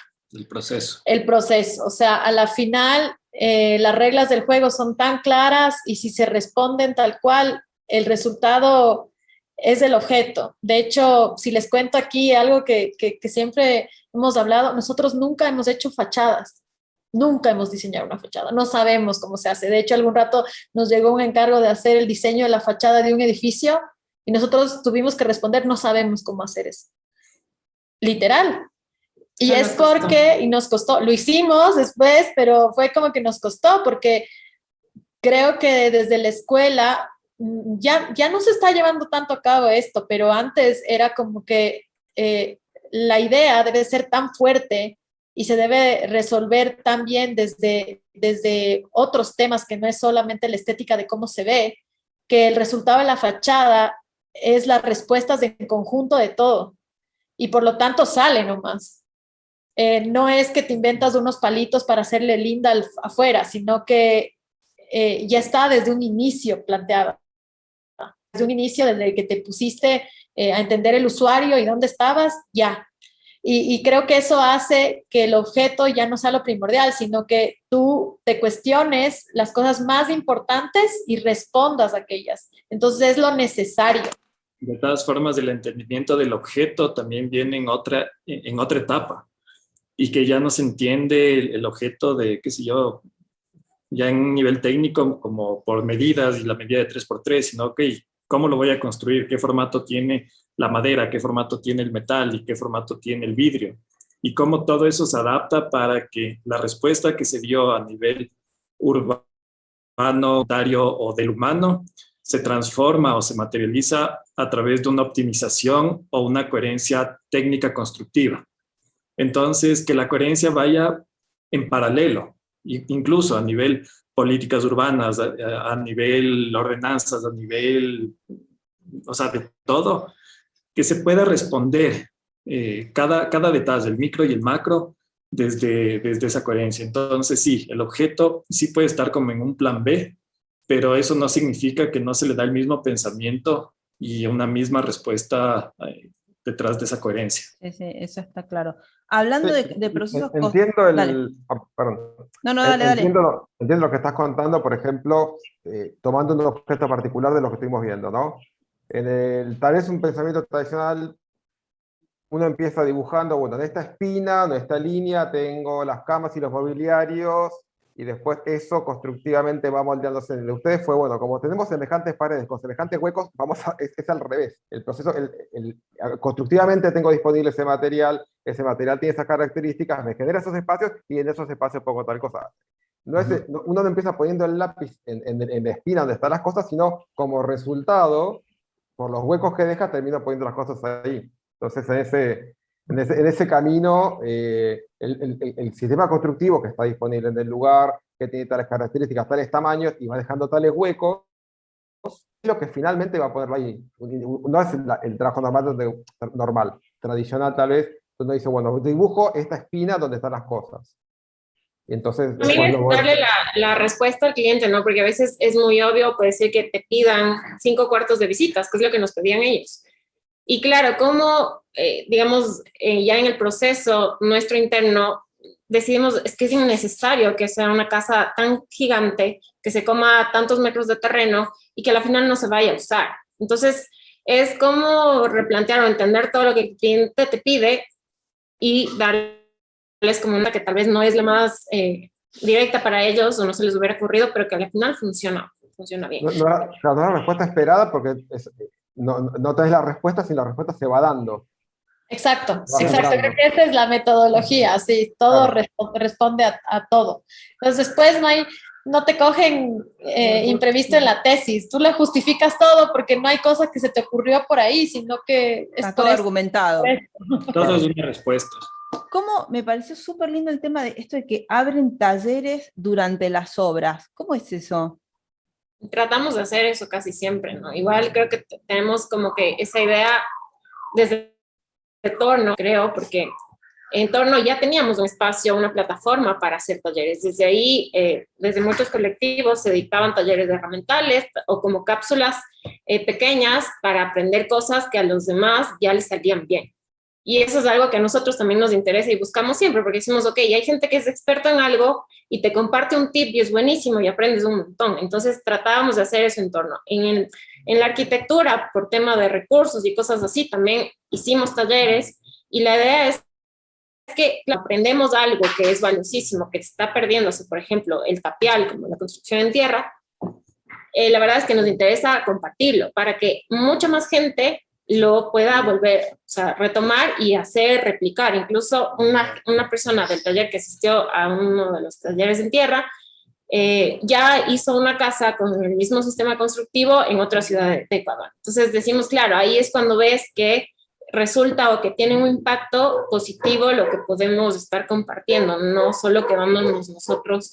Y a la gente, o sea, la gente que está alrededor, que veían todos estos sistemas vernáculos de tierra como ellos decían, material de pobre. Ellos nos decían, ¿por qué está haciendo una casa de ricos con material de pobre? Creían que era una chantera. Y nosotros era como que, ¿y desde cuándo hay una categorización de los materiales? O sea, ¿quién nos metió esto en la cabeza de desvalorizar un material que es mejor? Porque es mejor, o sea, es un material térmicamente muy bueno, acústica, sismo resistente, o sea, entonces el compartir eso y la gente ya empieza otra vez a revalorizar y decir, bueno, lo hago en Minga y está fácil y más barato. Y también el taller se convierte en una herramienta de convertir una necesidad en un recurso. Por ejemplo, en un proyecto, nosotros nos equivocamos en un presupuesto. Al inicio. Nos equivocamos muy mal. Y eso era en una pared que propusimos arte urbano para un restaurante y costaba 6 veces más de lo que pusimos en el presupuesto. Todavía la opción de decirle al cliente, no lo vamos a hacer, o nos dimos cuenta que hay un montón de gente que quiere aprender a hacer graffiti y armamos un taller. Entonces, el taller lo que hizo fue subvencionar esa equivocación. Las personas que aprendieron a hacer el taller hicieron la pared que no teníamos cómo pagar y los talleristas eran los grafiteros que a la final recibieron su pago y enseñaron. Genial. Entonces, la necesidad se convirtió en la respuesta o en un recurso para poder cumplir con ese objetivo que ofrecimos. Obvio, el mural quedó horrible. O sea, quedó armado, quedó espantoso. Eso era terrible. Entonces, pero tenía la estrategia atrás. Y eso también creo que es súper importante porque dijimos, ok, vamos a tener aprendices. ¿Qué hacemos con esto? Ok, no, se escoge una paleta de colores que quede muy bien y desconfigura todo y lo volvemos a armar aleatoriamente. Entonces, la cosa como que funcionaba. Y quedó súper linda porque el rato de desconfigurar solo tenías paletas de colores. Entonces... claro, ya no se veía la ballena, que había gente que pintaba ballenas, gatitos, perros, y no tenía, pero ahí ya ves, y es una manera de usar ese recurso, y quedó bastante bien. Eso es ser recursivos. No, claro, aparte es una forma más recursiva y mucho más elegante que mandar un mail diciendo te faltó un 0, ¿no? Eso es ser recursivo. Claro, sí, tremendo. Claro, te faltó un 0, siempre dice, ok, para la derecha, a la izquierda, no a la derecha. Otra de las cosas alucinantes que veo, y vuelvo a lo anterior, es la generosidad con la que ustedes comparten conocimiento.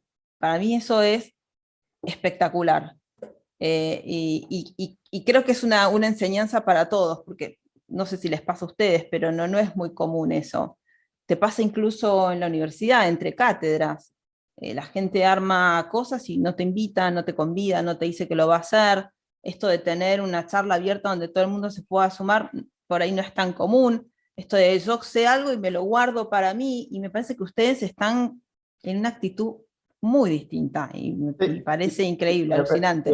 Me parece interesante, bueno, ustedes un poco lo mencionaron recién, como que había libertad de cátedra, hay muchas formas distintas de pensamiento.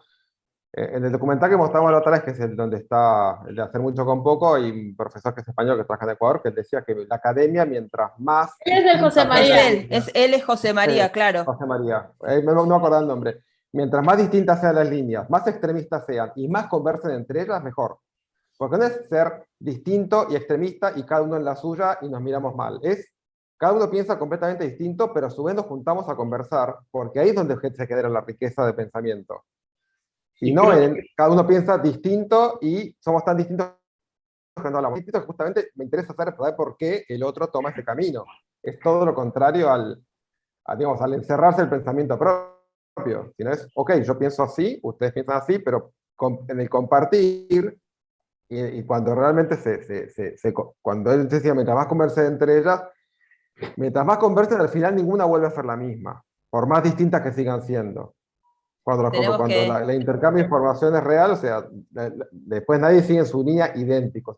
Siempre algo queda pensando en la mente del otro, exacto. Hablando de compartir información, nos gustaría que algunos de los 40 participantes entren, participen, pregunten, aprovechen. Claro. Ya tuvimos una intervención, o sea, para ejemplo, de compartir información les pedimos que alguien se anime, por favor. Hola. A ver, estoy diciendo, mira, se cortó la transmisión en YouTube, qué pena. Algo pasó. ¿Qué tal? ¿Cómo están? No sé si me escuchan. ¿Sí? Sí, te escuchamos. Sí, claro. ¿Cómo están? Hola, mucho gusto. Bueno, yo soy Samuel, estudiante. Hola, Sami. ¿Cómo están todos? ¿Todo bien? Les tengo una pregunta. Aspiramos nosotros, pues, como estudiantes de arquitectura, a llegar a donde están ustedes hoy. Entonces, ¿qué nos recomiendan ahora que nos queda tan poco para recibirnos?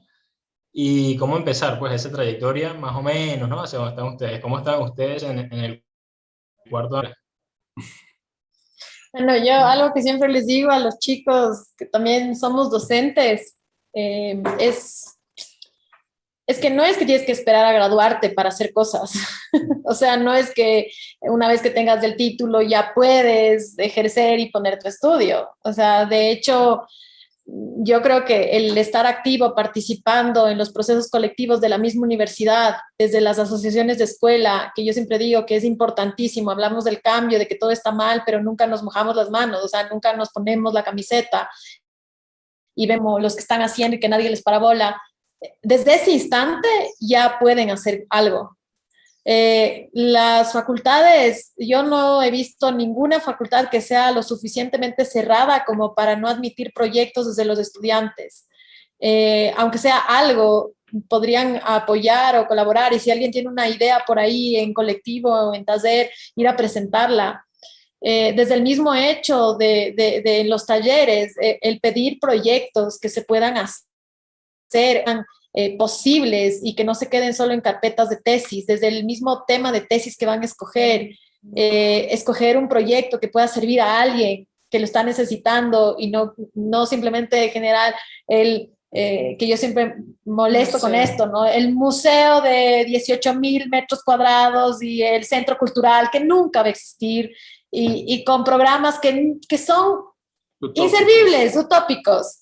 O sea, desde el momento de plantearnos una tesis que hable de temas sociales, que hable de comunidad, que hable de una vivienda necesaria para alguien, ya es una postura de hacer cosas. Entonces siempre estamos esperando, bueno, acabo esto y ahí sí voy a ponerme mi estudio. Es que el fin es tener un estudio, o sea, el fin es desde donde estemos, ¿qué estamos haciendo? O sea, ¿estamos cursando solamente?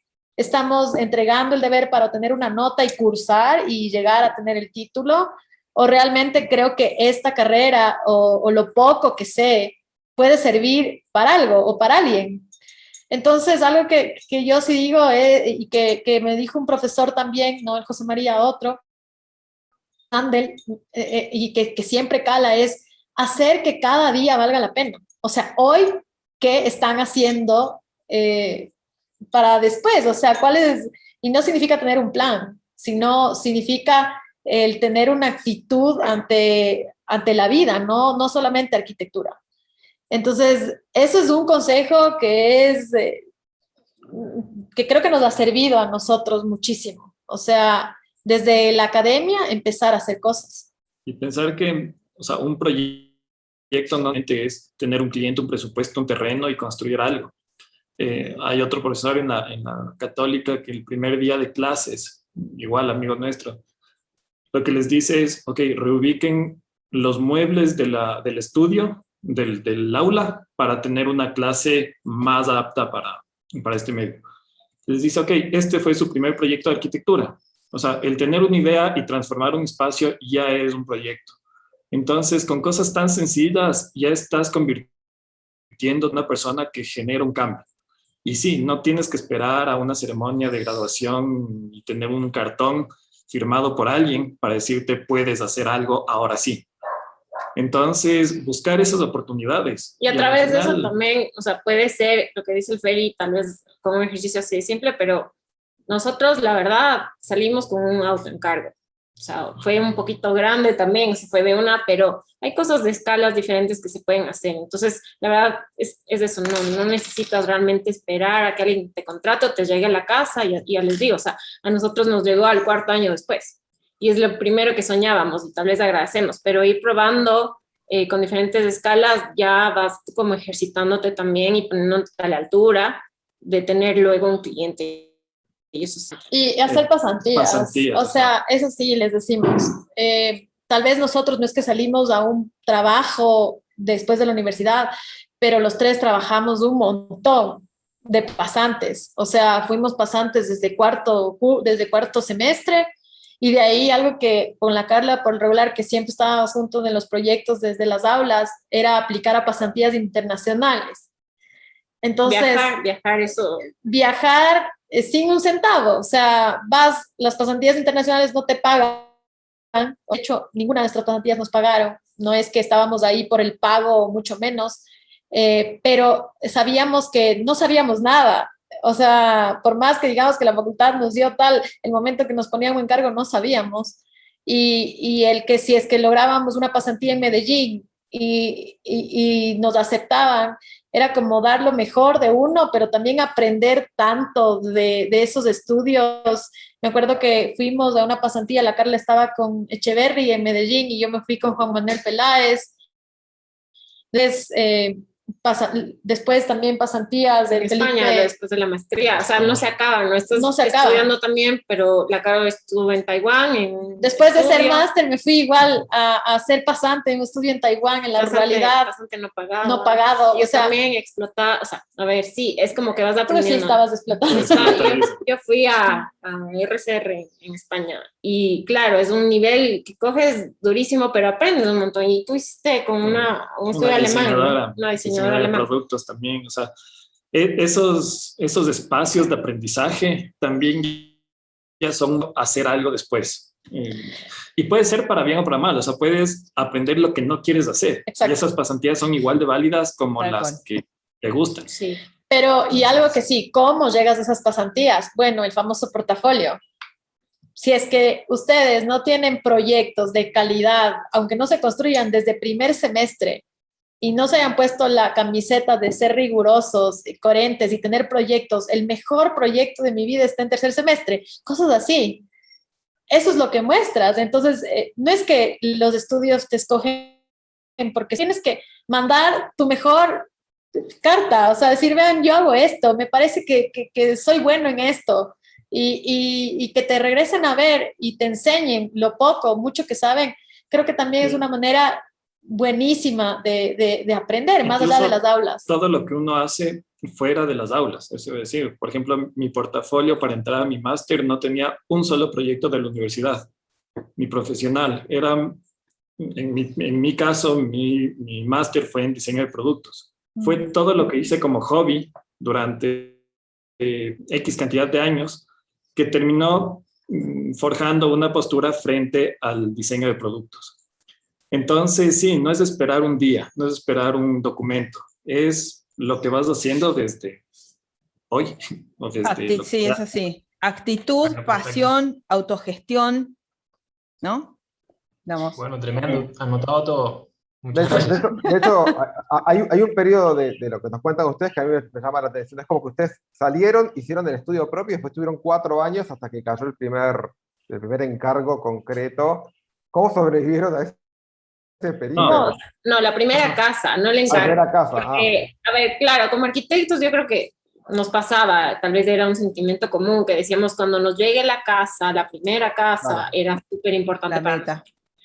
Entonces, claro, tuvimos como muchos chances de hacerla, pero no salía. Por ejemplo, Santa Rosa que ustedes vieron, hacíamos locales, oficinas, remodelaciones, De hecho, el pero edificio ninguna salió casa. antes que la casa, un auditorio, o sea, había O proyectos. sea, habíamos diseñado auditorios, hoteles, pero no están construidos. De hecho, ojalá algún rato ya se construyan. Consultorías. Pero no teníamos la casa. Entonces, o sea, claro, vivíamos ya de la arquitectura. Claro, claro. Pero era el encargo tal cual de la vivienda que esperábamos con unas ansias y no llegaba, pero claro, vivíamos de todo lo demás.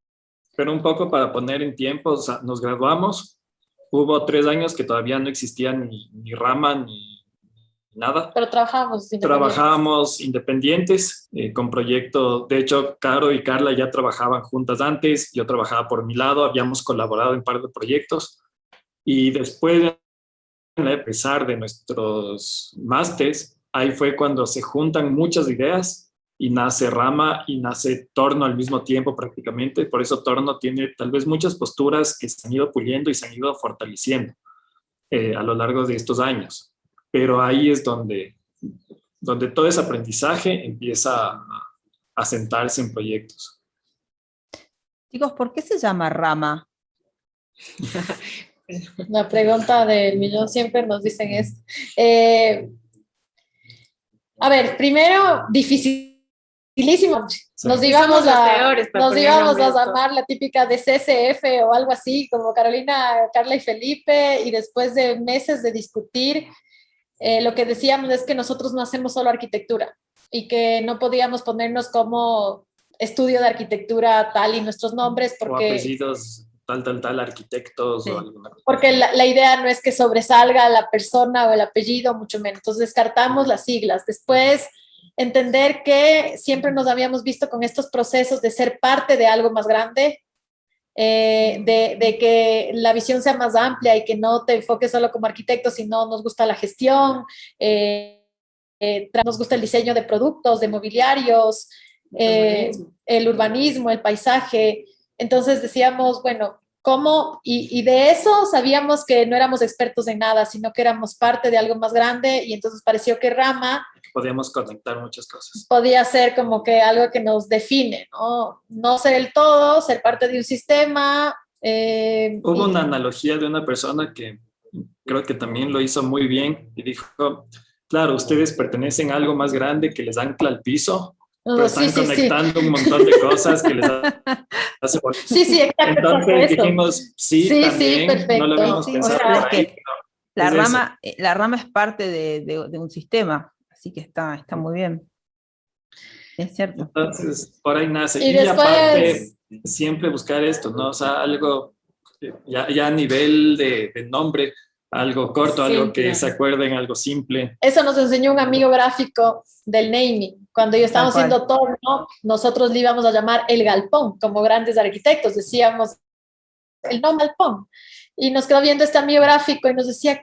típico arquitecto, ¿no? El arquitecto que piensa que puede hacer marca, ilustración, naming y todo. Entonces, así, ¿por qué dices eso? Sí. Y el logo era la cercha del galpón. Súper creativo. Súper creativo. Entonces, él nos dice, qué pésimo nombre y qué mal lo que están haciendo. Y nosotros dijimos, bueno, entonces hacemos una propuesta. Entonces, él nos dice, primero, un nombre debe ser algo, boom, que sea corto, que no sea largo, que cuando esté como marca pueda competir con los demás sin ser una cosa rara, que la gente se acuerde. Y nos dejó con tantas cosas que dijimos, no es tan fácil. Entonces, cuando pusimos Rama, no nos habíamos dado cuenta de eso, y la Carla, entendiendo esto que nos había dicho el amigo, porque el logo sí lo hicimos nosotros, como típicos de hacer todo, la Carla en la tablet escribe Rama con esa tipografía. Con la mano. Con la mano. Un garabato. O sea, con un garabato. Y era todo unido y decía, bueno, funciona para stencil, no se separa, le veo que tiene fuerza, es una sola palabra y la gente se va a acordar, entonces ya lo hicimos. Pero sí, es algo que no nos habían dicho y que este amigo nos dio todos estos tips y dijimos, ya somos Rama. Y ahí se quedó. No es que hay una cosa tan profunda, lo más profundo que hay atrás del nombre, creo que es lo que esta analogía que debemos escribir, que nos hicieron, sí. que Pero sí, era parte de algo, ser parte de algo, nada más. Y nada de arquitectos, ni constructores, ni nada, Pero sino como que además, estudio, claro, que además en realidad son 4 miembros, porque hay uno de 4 patas que siempre aparece por todos lados. Está aquí. Está en todas las fotos y es hermosa. Sí, Rama son 4 socios. Somos para pet ahí friendly. nomás. Qué pena. Aprovecho este silencio. Sí, Ah, por quería favor, hacer una- María, dale. Bueno, mucho gusto, soy María de Villavicencio, de la Santo Tomás. Hola, María.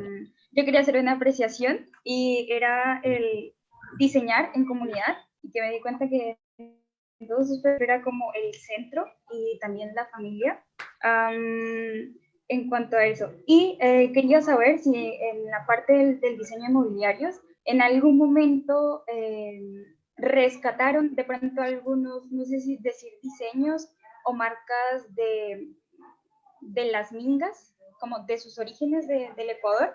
Sí, no sé cómo decirlo, como, no sé, como los diseños que hay acá en las mochilas guayú o algo así, como implementar como esos orígenes, como esas raíces en el mobiliario. No sé si en algún momento han diseñado en comunidad ese tipo de escala. Bien, bien. A ver, de la primera parte de la pregunta, creo que no es que diseñamos en comunidad, sino que absorbemos toda la información de los grupos y eso se transforma en diseño. Es un diseño participativo, no es un codiseño, porque sabemos que en muchos de los espacios las comunidades, las personas no tienen las herramientas para diseñar, pero tienen toda la información para que los que diseñan tengan las herramientas para proponer un diseño. En el mobiliario, creo que la inspiración no sale de ahí. O sea, el estudio lo que hace es entender más al usuario, entender los materiales que se tiene a la mano. De hecho, la mano de obra es como desconectarles un poco de esta manualidad o artesanía que de repente se convirtió en tratar de mantenerla de la forma que es porque ya es una artesanía conocida, sino, ok, ¿cómo damos un paso más allá y convertir la artesanía en una pieza de diseño? Y dejar de ser artesanía, sino Algo utilitario. en una parte de un diseño. Las inspiraciones o los referentes vienen un poco más de estudios o de diseñadores que han tenido experiencias súper fuertes, o sea, Ames, Dieter Rams, Enzo Mari, todos estos diseñadores que tienen unas lógicas de cómo diseñar y cómo utilizar los recursos, se convierten en algo de decir, ok, estas estrategias funcionan, ¿por qué no las hacemos ahora con lo que tenemos? Y va más allá, o sea, no creo que estamos buscando el usar tejidos y cosas culturales para exponerlas más allá, sino que es una lógica de usar lo que está a la mano, entender que hay cosas que se están haciendo aquí que son valiosas y transformarlas en elementos utilitarios, en elementos cotidianos y sí, respondiendo a nuestras épocas. O sea, la tierra es un elemento vernáculo, pero si seguimos haciendo casitas de choza o tal vez la madera, que es un material que ha estado por siglos, que es el inicio de todos haciendo casitas de leñador, es obvio que el grupo objetivo, o sea, nosotros, la gente que habita el hoy y ahora en el presente, tal vez ya no necesite la casita del leñador. Entonces es traerlos al día de hoy. O sea, cómo esos materiales de alguna manera se transforman y vuelven a adaptarse al tiempo. De todas formas, si algún rato nos toca diseñar algo y es muy coherente utilizar todos este tipo de materiales o técnicas, las usaremos definitivamente, pero por el momento en el mobiliario que hemos diseñado no hemos encontrado coherencia para, qué sé yo, resaltar o revivir todas estas técnicas que a veces no... Hemos visto y somos muy críticos, ¿no? Que el tejido en nuestras culturas es espectacular, pero si ese tejido, por ponerle, le pongo de asiento, sé que al año va a estar hecho hueco. Y entonces ahí es una coherencia del uso, del alto tráfico, de cuánto quiero que esa pieza dure y que no sea basura. de que no haya este tema de que ya no está de moda usar tejidos y que bote la silla porque no está ahí. Entonces, como que utilizamos materiales que duren y que trasciendan más allá de la moda actual y que hablen de una durabilidad. Muchas gracias. Gracias, María. Bueno, estamos llegando a las 2 horas. La verdad que estuvo buenísimo haber además tenido un espacio más grande para charlar. Es que, ¿sabes qué? Pido disculpas también porque dijeron que pasamos muy rápido las diapositivas. No, estuvo bien. La Carla nos dijo, hablé y me dijeron que 20 minutos de exposición y que 40 de charla. Y nos hicimos 1 hora de exposición, por eso estábamos nerviosos de decir si nos pasamos. Pero No, creo que está es perfecto. Esto. Está perfecto. Es que en la virtualidad el tiempo pasa muy rápido. Pasa súper rápido. Uno no se da cuenta y ya habló durante 1 hora y media. Estuvo perfecto. Además fue un recorrido muy lindo por las obras, claro, y un placer. El comentario tenía que ver más con que uno se quería detener, terminar de entender y ya se iba. Tú venía la otra, pero a ver, esta la quiero analizar y se iba, venía la siguiente. Pero todo está en la página web. Todo está ahí. Lo pueden revisar con tranquilidad y con tiempo. No, estuvo muy lindo haber podido charlar pero con ustedes. Igual no es lo mismo ir escuchando el autor del proceso y ver la imagen, que no es como... Sí, sí, es verdad, es verdad. Bueno, un gustazo haberlos conocido y esperamos que sea el primero de muchos encuentros, poder hacer cosas juntos. Creo que faltó el link, me parece, para los... Sí, ahora lo pongo. Okay. Ahora lo estoy poniendo acá. Ahí está. Listo. Qué pena, yo tenía otra pregunta. En algún momento me pareció irracional, pero quería saber si habían talleres virtuales. ¿Sí qué? ¿Se ven ¿Habían talleres, si hay talleres virtuales? Pues los vamos a armar. Podríamos. Sí, o sea, sí ha habido como más preguntas sobre eso, justamente ya después de haberle perdido el miedo a las videoconferencias y al aprendizaje virtual, veremos la forma de lograr eso. Igual, si es que tienen algún interés y toda la cosa, tenemos una plataforma para eso, entonces podría ser súper interesante que nos escriban por ahí y si es que hay algo que podemos hacer, lo armamos. Genial. Estamos todos en construyendo eso, así que genial, buenísimo. Bueno, muchas gracias por la charla, súper interesante, pasó volando. Pasó volando, parece que fueron 20 minutos, pero llevamos casi 2 horas, así que cuando uno se divierte el tiempo pasa muy rápido, eso es una muy buena señal. 1000 gracias a los 3, un placer escucharlos. Muchas gracias a ustedes por darnos el espacio igual. Y a todos. Gracias. Bueno, acá están mandando muchos saludos por el chat, así, y muchas gracias. Buenísima charla, muy buena charla, muchas gracias. Gracias a todos, gracias como siempre, excelente charla. Gracias, 1000 gracias, buen fin de semana para todos. Gracias. Nos vemos, gracias. Buenas noches, gracias. Chao, muchas gracias.